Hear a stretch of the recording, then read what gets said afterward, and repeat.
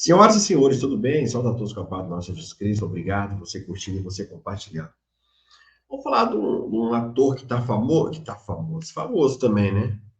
Famoso de um lado ruim, né? O senhor Adélio Bispo. Vamos falar sobre esse sujeito? Vamos. Adélio Bispo, que é o responsável pela facada de Bolsonaro. Pois é, ele voltou à cena de novo, né? Vamos lá, vamos falar sobre isso. 2026 está chegando, né? E nós vamos também falar sobre o Uribe, né? O candidato da Colômbia, da direita, que foi alvejado entre a cabeça e o pescoço, né? O crime bárbaro que aconteceu ontem está repercutindo. Ele resistiu à primeira cirurgia. Nós vamos saber disso tudo, né? Aliás, vamos saber agora, né? Depois a gente fala sobre o Adélio. Vamos lá. Tem uma reportagem aqui interessante sobre o O senador e pré-candidato à presidência da Colômbia, Miguel Uribe, foi baleado neste sábado em um atentado em Bogotá, na Colômbia. Segundo as autoridades, o político fazia um discurso em um ato no oeste da capital no momento em que começaram os disparos. De acordo com as informações, indivíduos armados atiraram no senador pelas costas. A imprensa local afirmou que pelo menos um tiro atingiu a região entre pescoço e a cabeça do senador. Uribe foi levado de helicóptero ao hospital em estado crítico e passou por um procedimento neurocirúrgico e vascular periférico, de acordo com a Clínica Santa Fé. O prefeito de Bogotá, Carlos Galán, disse à imprensa que Uribe superou a primeira cirurgia. Segundo a imprensa local, um menor de 15 anos foi detido como suspeito de ter feito os disparos. O político pertence ao Partido Centro Democrático, liderado pelo ex-presidente Álvaro Uribe. Em outubro, ele anunciou sua ambição de se eleger presidente em 2026 para suceder o Gustavo Petro, de quem é um forte crítico.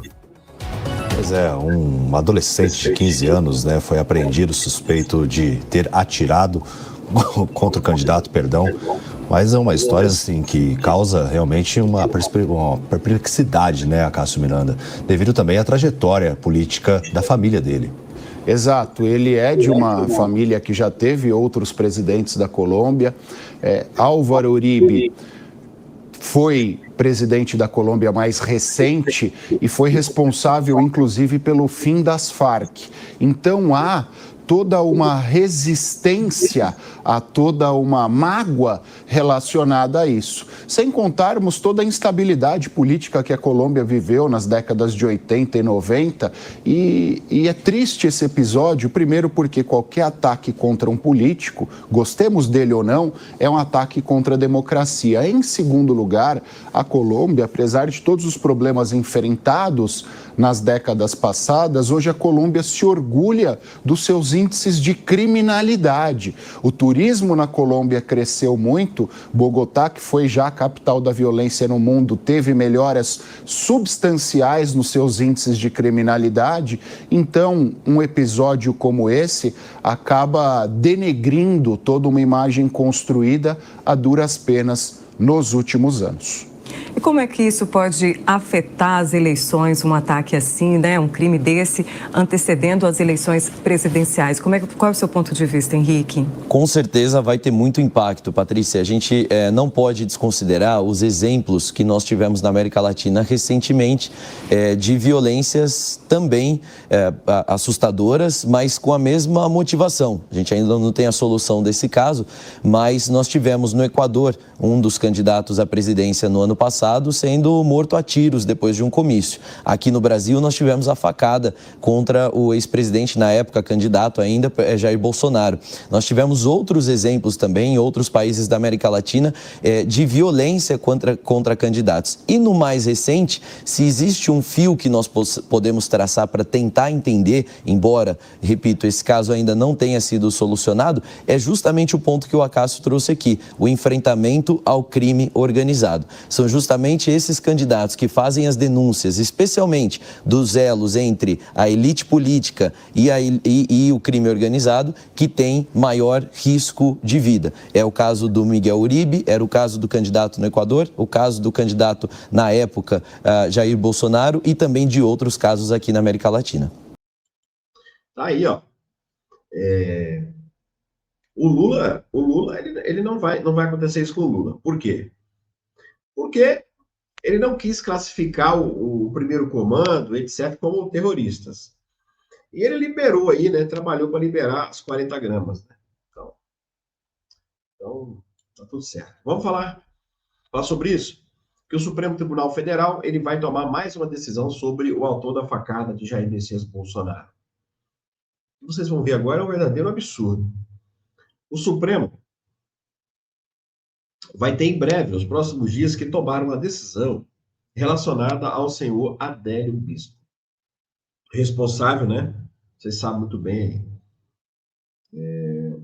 O vice-presidente do STJ, o ministro Luiz Felipe Salomão, ele remeteu ao Supremo o pedido dos advogados de Adélio Bispo para que ele seja transferido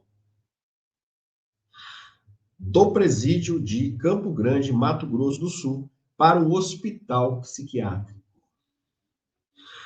Em sua decisão, Salomão sustenta que a matéria trata de, abro aspas, direito subjetivo do inimputável, de não ser mantido em estabelecimento impróprio. O caso tem assento constitucional e, portanto, deverá ser apreciado pelo Supremo. Meu Deus do céu. A defesa de Adélio Bispo, em seu pedido ao STJ, argumentou que o presídio onde ele está detido não possuiria condições infraestruturais e materiais de aporte às suas necessidades. Meu Deus. E que isso violaria a Constituição Federal. O STJ havia determinado que a 5ª Vara Criminal de Campo Grande seria a responsável por decidir o local de custódia de Adélio Bispo. A vara, por sua vez, decidiu mantê-lo no presídio da capital do Mato Grosso do Sul. A defesa defende que a inexistência de local adequado para cumprimento da medida de segurança, por falta de vaga ou qualquer outro motivo, jamais poderia equivaler à imposição de sanções mais gravosa do que aquela no momento, né? Enfim.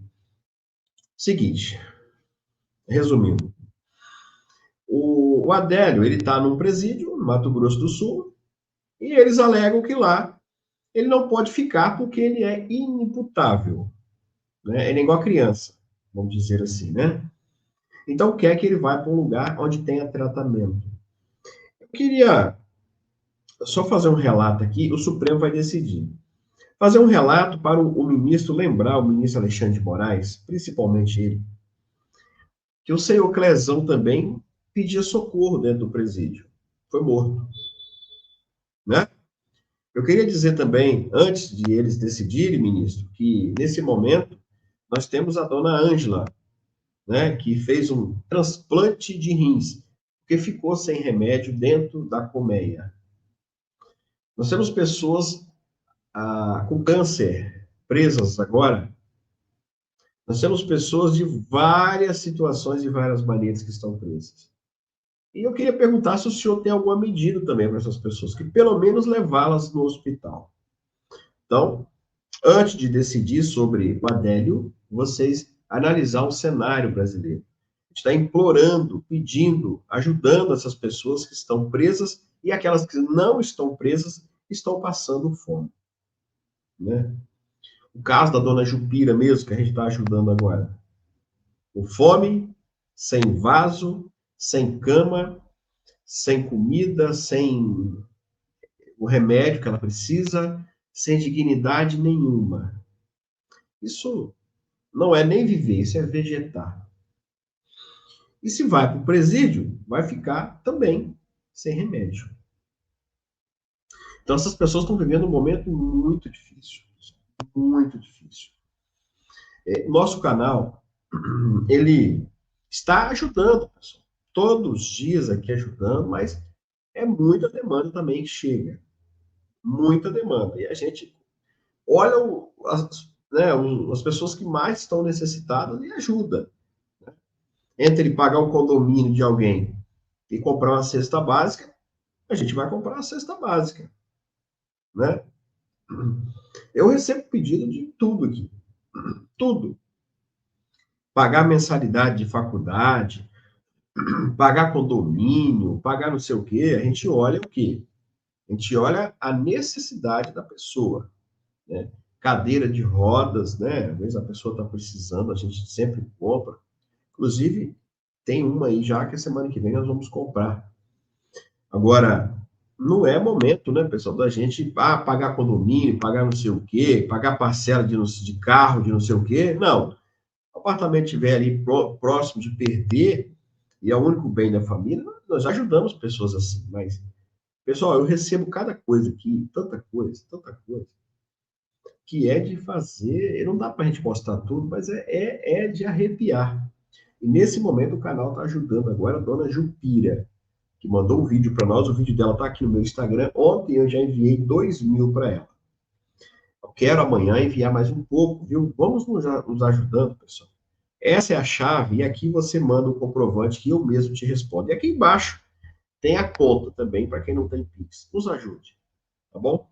Anistia, eu vou fazer uma live com o Sóstenes. Em breve, estou falando com ele aqui. Eu acho que vai ser na outra semana ainda, sem ser essa na outra. Porque essa semana, agora, que começa, já começou hoje, a semana começa no domingo, mas a partir de amanhã, a gente vai transmitir o Bolsonaro ao vivo, tá? Então, a partir das 14 horas amanhã. Uma das maiores audiências de todos os tempos. Então, por favor, se inscreva no canal, é muito importante. Bolsonaro será ouvido entre terça e quarta. Vai começar com Mauro Cid e vai seguir. Tá? Então, meus queridos, eu queria dizer para você, por favor, nos ajude. Nos ajude, pessoal, a transmitir, nos ajude a compartilhar, curtir. E você que está ajudando aí nas campanhas, muito obrigado. Dona Jupira agradece, tá bom? Fica todos com Deus.